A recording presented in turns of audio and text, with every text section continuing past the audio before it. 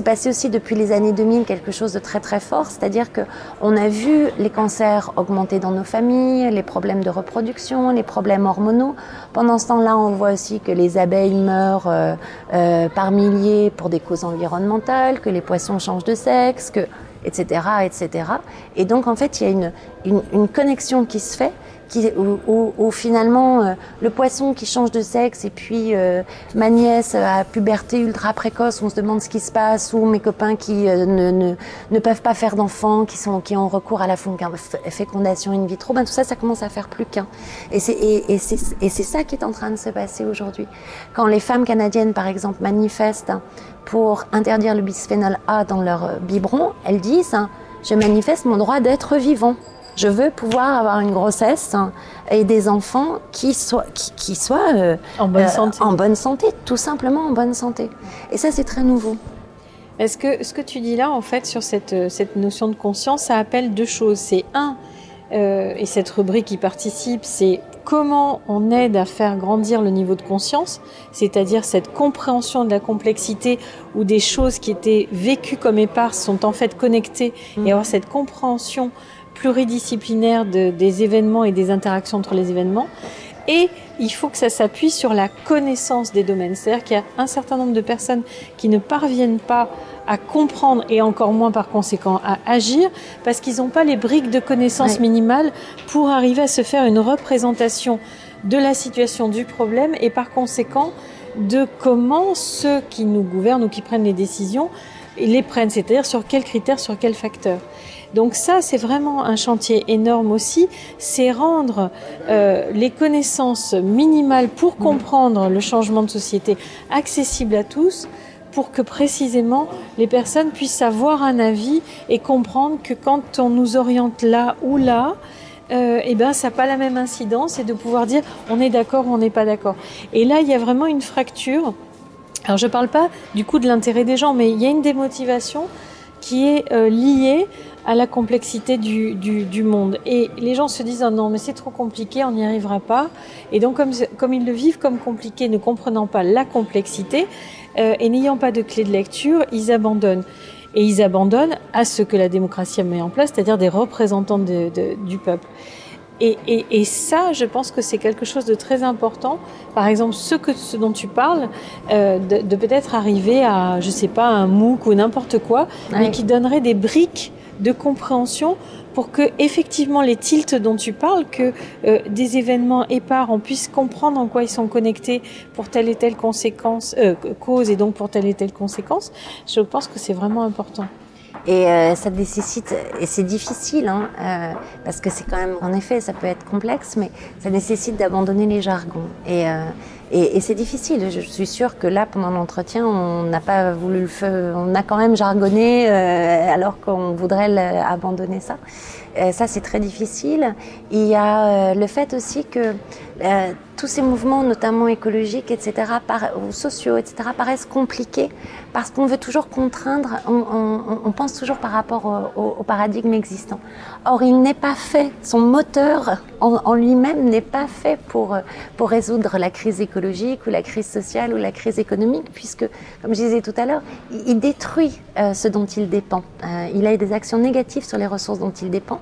Donc, en fait, chaque fois qu'on prend ces problèmes-là avec notre schéma de pensée existant, ça devient très compliqué parce qu'il faut, c'est comme si on voulait contraindre le moteur, on lui met un boulon par-ci, une plaque par-là et puis un truc pour ici, alors ça devient un monstre très très compliqué. Si on arrive à basculer de l'autre côté et à comprendre justement le nouveau paradigme, alors là, ça devient très simple. C'est complexe, c'est fait de plein de liens, de synergies. C'est une dynamique de dynamique. En fait, c'est la dynamique. Le vivant est dynamique, et c'est la dynamique du vivant. Donc, c'est une dynamique de dynamique. Donc, c'est complexe. Mais par contre, c'est très clair. C'est pas compliqué. C'est pas compliqué. Mais il faut. C'est quand on a compris enfin, je trouve que plus on comprend. Quand on a compris, c'est un peu prétentieux, plus on comprend ce qui est en train de se passer, le nouveau paradigme, plus il est clair, plus c'est facile de comprendre ce qui se passe. Parce que c'est pas compliqué. Et c'est pour ça qu'arrive la coopération. Donc, on la retrouve assez fréquemment, notre amie la coopération. Elle arrive à ce moment-là de façon évidente. On ne peut pas arriver à comprendre la complexité du monde tout seul. et encore moins la résoudre. Et donc ça, les plus jeunes l'ont compris puisqu'ils sont nés dans l'environnement d'Internet. Donc ça veut dire qu'ils ont la configuration physique par Internet et mentale parce qu'ils l'utilisent, d'interconnexion permanente de tout. J'ai besoin d'une information avec Google ou peu importe le système. Je vais aller la chercher sans savoir où elle est en fait, et c'est pas grave. Donc cette dynamique d'interconnexion où ça va avoir des effets d'équivalence entre les individus, où je peux demander à n'importe qui de très élevé socialement, au moins de la même manière, je vais lui poser une question, lui demander quelque chose. Donc il y a un câblage des plus jeunes à être dans une coopération de fait, et nous sommes amenés à coopérer pour comprendre, pour trouver des solutions et pour les mettre en place. Donc cette nécessité venant du vivant, c'est une évidence pour arriver à répondre. Et quand on est plusieurs, certes, on va sans doute pas pouvoir faire l'encyclopédie tout de suite dans la version du paradigme d'avant, c'est-à-dire qu'on pourra pas être Pic de la Mirandole qui aura tout compris en un instant T. Mais en revanche, on va avoir bricolé quelque chose, ça aura pris du sens, on l'aura compris, on aura réussi quelque chose, on sera content et on passera à l'étape suivante. Donc il y a quelque chose de l'ordre du bricolage qu'avait dit Claude Lévi-Strauss en son temps. Ouais.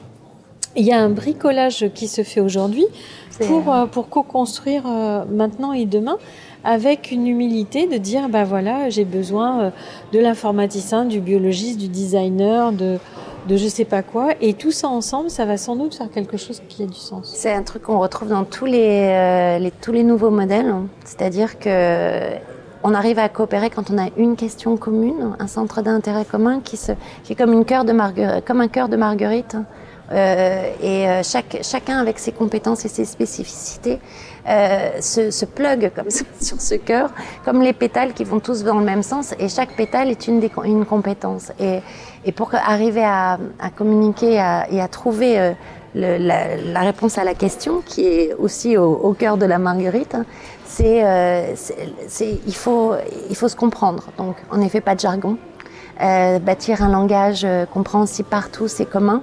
Et autour d'un intérêt commun et un territoire souvent de valeurs communs, parce que ça nous permet de comprendre les mêmes blagues, d'être alignés sur les mêmes objectifs et de construire malgré nos différences. Et c'est là où on a cette symbiose, c'est-à-dire où on trouve dans nos différences nos complémentarités.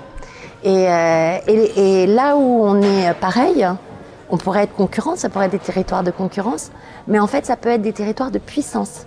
C'est-à-dire que du coup, moi je le vois par exemple dans l'atelier symbiotique, qui est une association en fait de 40 à 50 individus et entreprises autour de l'économie symbiotique, hein, donc c'est-à-dire en fait la nouvelle économie.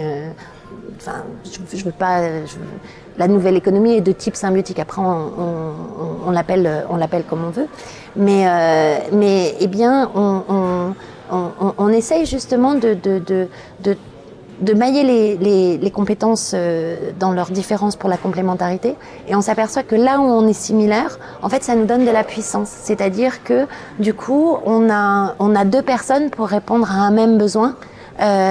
Si on est trop surchargé, alors que toute seule, on est obligé de dire non. Je sais pas si c'est très clair, mais ça, c'est des logiques, mais qu'on apprend, hein, c'est complètement différent. Ça pose des questions de gouvernance, des questions de redistribution de la valeur, qui sont tout à fait nouveaux, innovants, etc. Mais on trouve en construisant. C'est ça. Et je crois qu'aujourd'hui, il faut se jeter à l'eau. On a des milliers d'acteurs, des millions d'acteurs qui ont expérimenté chacun dans leur coin. Si jamais on veut y aller, on trouvera toujours quelqu'un à aller voir pour savoir comment ça a marché, ce qui fait les facteurs clés du succès, ce qui a été difficile, ce à quoi il en est, et on trouvera toujours des gens pour léguer leur expérience. C'est vraiment, il faut y aller, quoi. Ce qui est vraiment flagrant de notre paradigme en émergence, c'est ça commence par bricoler, on essaie, on fait du Fab Lab, enfin on fait du lab de tout. Donc on essaie. On partage. On modélise après coup, on le fait en coopérant, on modélise après coup ce qu'on a fait Oui. et on théorise après coup. C'est le paradigme inverse d'avant.